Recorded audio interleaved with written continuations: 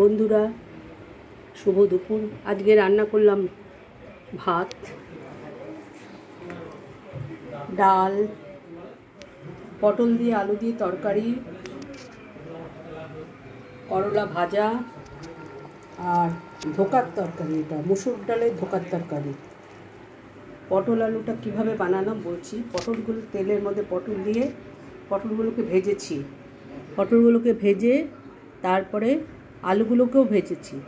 তারপরে সব তুলে ভাজাগুলো, তারপরে জিরে ফোড়ন দিয়েছি, তেজপাতা ফোড়ন দিয়েছি, এলাচ, দারচিনি, লবঙ্গ ফোড়ন দিয়ে তারপরে এটা পেঁয়াজ, আদা বাটা, জিরের গুঁড়ো, ধনের গুঁড়ো দিয়ে কষিয়েছি, দিয়ে টমেটো দিয়েছি, দিয়ে কষিয়ে আলু পটল দিয়ে দিয়েছি।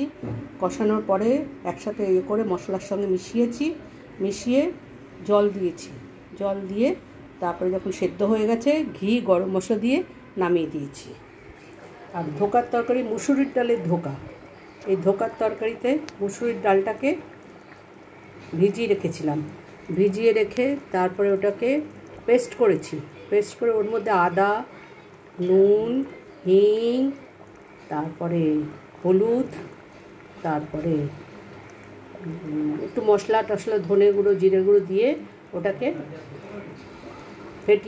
ফেটিয়ে ওটাকে একটা বাটির মধ্যে তেল মাখিয়ে যেভাবে কেক করে ওইভাবে ওটাকে করেছি ধোকা।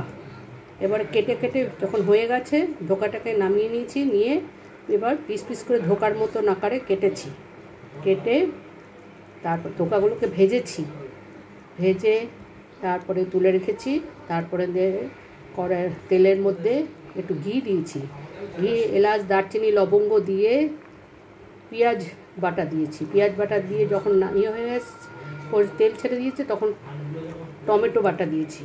টমেটো পিউরি যাই হোক, তোমরা যাই বলো তাই দিয়েছি। দেওয়ার পরে কষানোর পরে এটাতে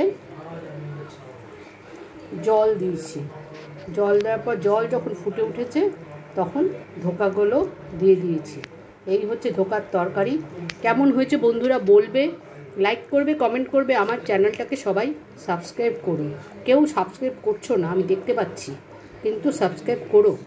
হ্যাঁ, এতে আমারও সুবিধা হয়, আমার আগ্রহ বাড়ে রান্না করার জন্য, তোমাদের নতুন আগ্রহ দেখাতে পারি। নমস্কার।